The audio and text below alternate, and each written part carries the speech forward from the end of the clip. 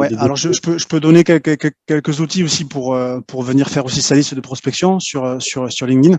Donc la version payante, bien sûr, c'est Sales Navigator de LinkedIn qui donne accès en fait à plus de filtres. Hein. On peut classer par effectif de l'entreprise, par chiffre d'affaires, par outil utilisé. Donc c'est là l'intérêt aussi de la plateforme. C'est à recommander, ça c'est vraiment un petit peu du one-to-one. Hein. C'est personnalisé en fonction de votre thématique, comme Oui. peut-être vous le recommandez. C'est vrai que… Ensuite, après, il y a les outils qui permettent… Oui. Oh, excuse-moi. On peut d'ailleurs parler peut-être prix, le coût de… Parce que c'est pas anodin, c'est pas Oui. 5. Oui, c'est pas anodin, ça peut coûter à peu près entre 50 et 70 euros par mois. Hein. Ça dépend après de ce qu'on va choisir, si on paie au mois, si on paie à l'année. Donc c'est vrai que c'est un budget. C'est à réfléchir, du coup, comme tu disais, en fonction de notre profil, de nos objectifs, voir si c'est opportun ou pas. Mais ça peut l'être clairement aussi pour certaines personnes. Tout à fait, tout à Et fait. donc, Oui. juste sur Sales Navigator, Oui. donc l'avantage principal, là, tu parlais du fait que ça nous permet d'avoir des recherches un peu plus filtrées, en fait. Est-ce qu'il y a d'autres avantages intéressants sur Sales Navigator? Ouais, l'avantage, c'est que déjà, tu as accès à des recherches illimitées. Parce qu'en gratuit, tu es limité en nombre de recherches que tu fais sur LinkedIn. Hein. Sur Sales Navigator aussi, tu peux classer tes prospects quelque part. C'est comme un CRM, hein. Tu peux les mettre en prenant des notes, comme un CRM que tu aurais sur un outil comme HubSpot, ce genre de choses, Salesforce. Ouais. Ça ressemble à ça. En version payante aussi de LinkedIn, tu vas pouvoir aussi rechercher des profils similaires à tes prospects. C'est-à-dire que tu vas dire, j'ai trouvé telle personne, il y a 400, ça correspond à 400 profils perso. Tu vas dire à LinkedIn, c'est 400 perso, je veux que tu me fasses une recherche similaire. Et il va aller chercher des gens qui ressemblent. Okay. Wow. Donc voilà, ça permet de faire ça.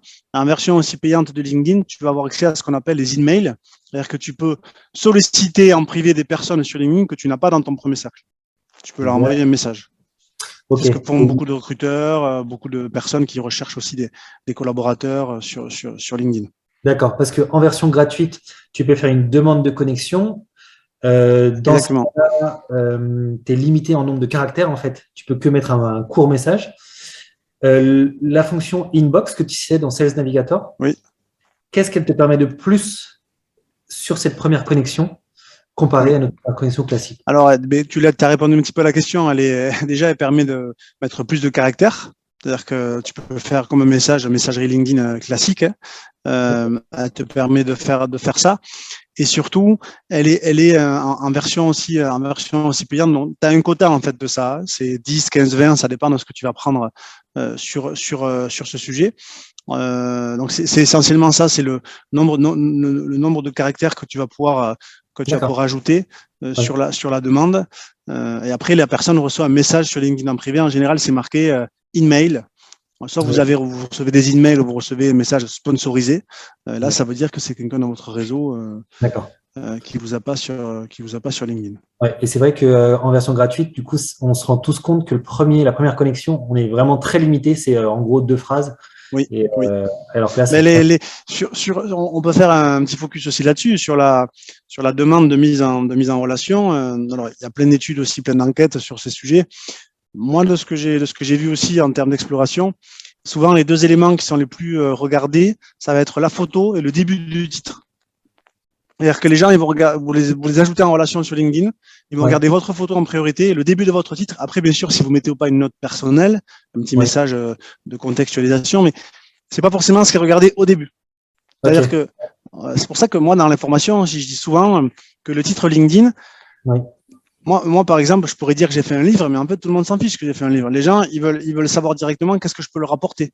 Donc, je vais leur dire, je vous aide à travers 3 piliers à développer votre marque personnelle sur LinkedIn. Et c'est pareil pour un commercial.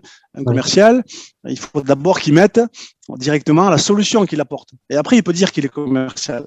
Oui. Mais donc, les gens vont toujours pareil, la nature, je termine juste sur ça, mais toujours pareil, je dirais la nature humaine est intéressée de base par les problèmes qu'on peut résoudre pour elle. Donc, il faut adapter ça. Il faut faire en sorte aussi que, d'une manière générale, les premières informations qu'on va communiquer sur LinkedIn, je dirais que ça va amener une consommation de calories pour la personne qui va visiter l'information assez faible. D'accord. Rapide, il faut que ça soit rapide à comprendre.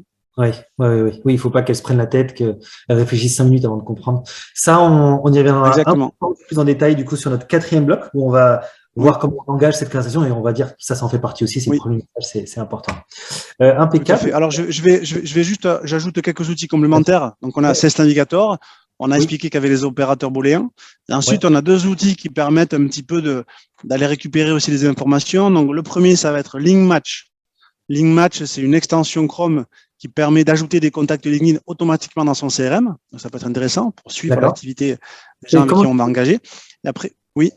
Comment tu l'écris, Link Match? Comment ça s'écrit? Alors, ça s'écrit Link Match comme LinkedIn, Link, et après Match comme match de rugby. Voilà, on peut trouver cette extension. C'est gratuit, c'est un outil freemium. Et ensuite, vous avez aussi un petit outil moi que j'utilise au quotidien qui s'appelle Phantom Buster, qui est comme un fantôme et Buster comme le fait de booster, qui va vous permettre aussi de récupérer, de faire un petit peu de scrapping aussi sur vos listes de prospects LinkedIn. C'est-à-dire que si j'ai récupéré 1000 personnes qui correspondent aux gens que je veux atteindre avec ce petit outil, qui est freemium aussi, je peux scraper la donnée, je peux récupérer, je peux l'aspirer, je peux la mettre dans un document Google Sheet.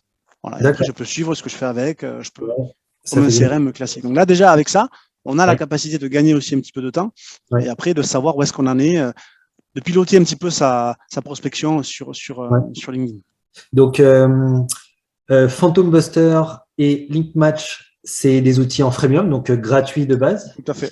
Et Sales Navigator, donc on en a parlé, c'est aux alentours de 50-70 € pour aller vraiment plus loin dans les fonctionnalités de LinkedIn. Tout à fait. On peut le tester pendant 30 jours, Sales Navigator. Oui, ok. S'il y en a qui veulent le tester pendant 30 jours, vous pouvez regarder. Ça peut être bien de l'avoir en tête. Voilà. D'accord, ok, parfait. Du coup, on va pouvoir passer à notre 4e partie.